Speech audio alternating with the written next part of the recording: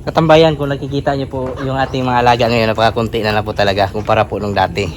So hindi po ibig sabihin na kunti lang yung ating mga manok ay susuko na po tayo, hinto na po tayo sa pag-alaga. Nagkataon lang po talaga na yung ating mga alaga po ay nagkakaubusan.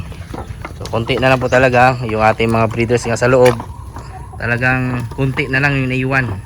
So sa susunod na linggo kukuha tayo ng mga nasa 50 siguro ng mga bago nating breeders.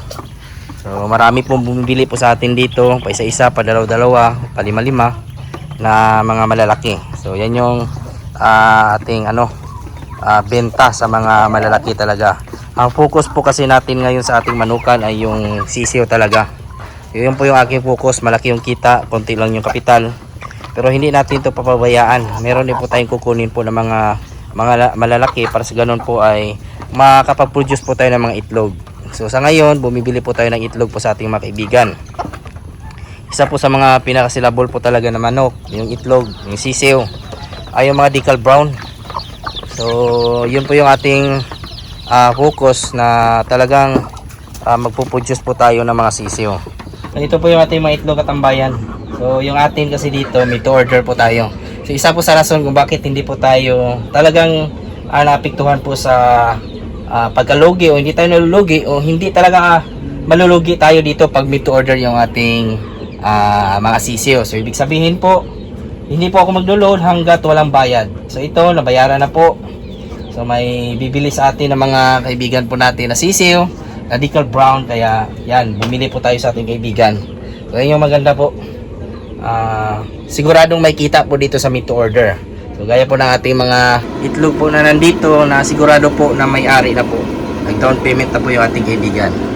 So ganoon na po kasimple yung sa manok po natin, sa ating manukan. Konti nga lang yung ating alaga pero iba-iba yung ating kita. Sa negosyong pagmamanok, diskarte talaga pwede mong mag-ipunan po dito kahit wala po tayong kapital, basta may diskarte po tayo.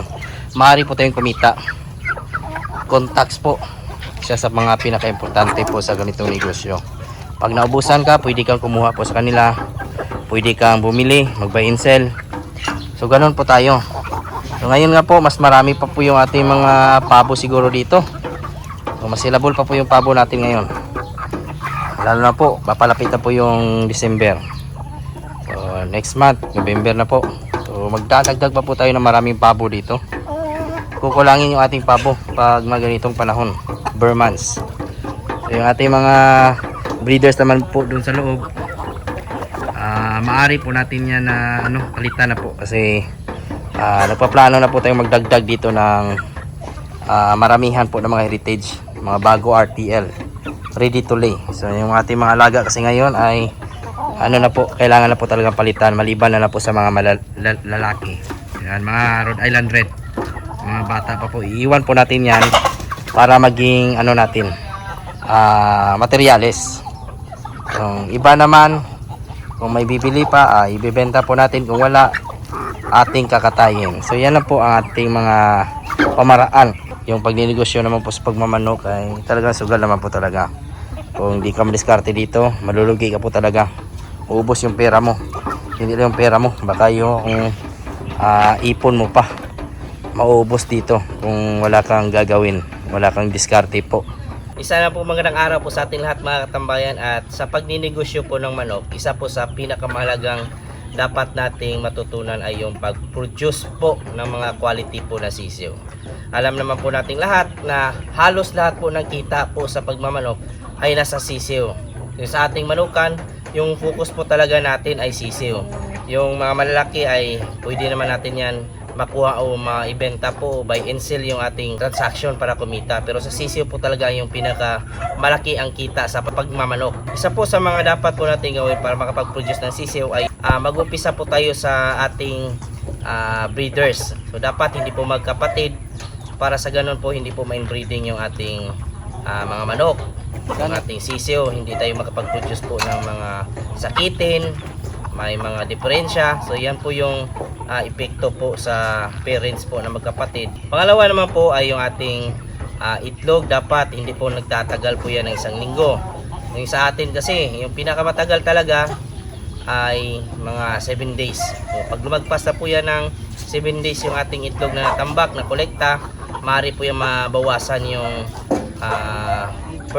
fertility rate o kumbaga hatching rate po ng ating mga itlog. So maaaring maging 60% na lang po yung mapisa kumpara po sa hindi po mabutan ng isang linggo, pinakamatagal room temperature nasa 80 to 90% po yan. So yan po yung aking experience po talaga. Pag nag-load po tayo ng itlog sa incubator, dapat bago, huwag po natin patagalin yung itlog na matambak bago ilog. Pangatlo po ay sa pag-alaga ng heritage, pinaka-importante yung incubator. Hindi naglilimlim halos lahat yung ating heritage o hindi marunong talaga. So sa atin talaga kailangan ng incubator pag heritage chickens yung ating alagaan, para sa ganun tuloy-tuloy yung kita, sabay-sabay mapisa. So madami tayong ma-produce po ng mga sisiw. Sa incubator din po dapat maganda yung ating pagkunan po. Quality na incubator yung ating pagkunan. Hindi ko po sinasuggest na magbili ng incubator po sa online kasi marami tayong mga kaibigan po talaga na bumili sa online pero hindi po masyadong quality yung pagkapisa, hindi maganda. Yung incubator dapat maganda yung quality yung pinagkunan po natin, may reputasyon sa paggawa.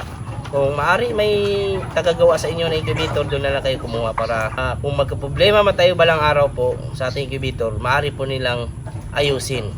So ganun po ang incubator po natin, dapat temperature na po ay nasa 37.3 to 37.8. Yung humidity naman niya po sa kanyang sitter ay nasa 50 to 60. So ganun po yung sa aking incubator. Yung sa ating hatcher naman po nasa 60 to 80% yung humidity rate niya po. So ganun po yung sa incubator para maganda yung templada. Pag maganda yung templada sa ating incubator, maaari pong walang diferensya yung lalabas na sisiw. Pag pangit kasi yung incubator, malalaman po natin yan kasi yung pisa ng sisiw, maaring tabingi yung uso niya o yung sungo niya, o di naman kaya ay pilay, lumalabas yung bituka.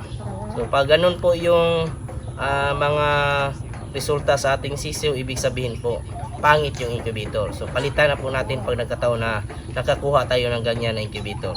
Malulugi talaga kayo, sayang hindi kayo makakabawi pag ganun yung nangyari. Pagkapisa sa ating mga sisiw, dapat meron na po yung handa po na pagkain.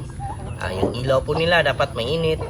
Sa atin, 1 sisiw equivalent po yan ng 1 watt. So 100 po na sisiw, 100 watts yung ating gamit. So ganun po yung ating paglagay ng ilaw sa ating kulungan. Dapat yung kulungan po natin covered.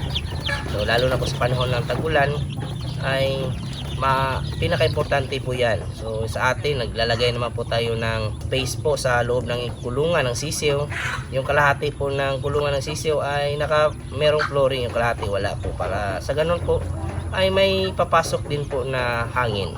So nakakapag-relax din po. Pag nainitan yung ating sisiw, hindi yan sila magtumpukan sa ilaw. Doon sila sa gilid. So ganun po yung ating pansin po sa ating mga alaga. Obserbaran din po natin yung ating sisiw. Pag nainitan, malalaman po natin yan. Hinihingal po yung ating mga sisiw. Pag nagkataon na ganun, ay bawasan na po natin yung init po. From 100, gawin po natin 50 watt ay yung ating ilaw. Dapat may vitamins din po tayo na nakahanda pag bagong pisa. So yung ating sisiw po, iinom po talaga yan kasi galing sa hatcher, mainit po yan. Iinom po yan ng electrolytes o kahit ano, tubig. Pero sa atin, naganda po tayo ng Intenso Plus. So para energetic yung ating mga alaga, dapat pag pagit yung panahon, meron din po tayong mga antibacterial o kung anong antibacterial na gamitin nyo po sa atin. Panamox Forte naman po yung ating gamit palagi. At pinaka-importante po sa lahat, feeds, meron tayong feeds, hindi maubusan. At yung panglaban talaga sa sakit na pangmatagalan ay yung pagbabaksin po sa ating mga alaga. So sa bagong pisa, B1 plus IV, after a week, gumburo, after 2 weeks po ay Nasota plus IV, 3 weeks ay smallpox vaccine, at yung panghuli po nating vaccine po ay yung ating Coryza vaccine injectable, nasa 35 to 40 days old yung ating sisiyo. Ini-inject po natin yan 0.5 ml sa dibdib ng ating mga sisiyo. Ganun po dapat yung ating gawin para makapag-produce tayo ng quality po ng mga sisiyo. At pag quality na sisiyo yung ating produce, sigurado po matutuwa yung ating mga kaibigan na bibili sa atin. At maaari pa po tayong may rekomenda po sa kanilang mga kaibigan na siguradong magpapalaki sa ating kita. So yan na po ngayong araw mga katambayan, at sana po ay manakuha na lang po tayong kunting idea po sa pag-produce ng mga quality po na sisiyo.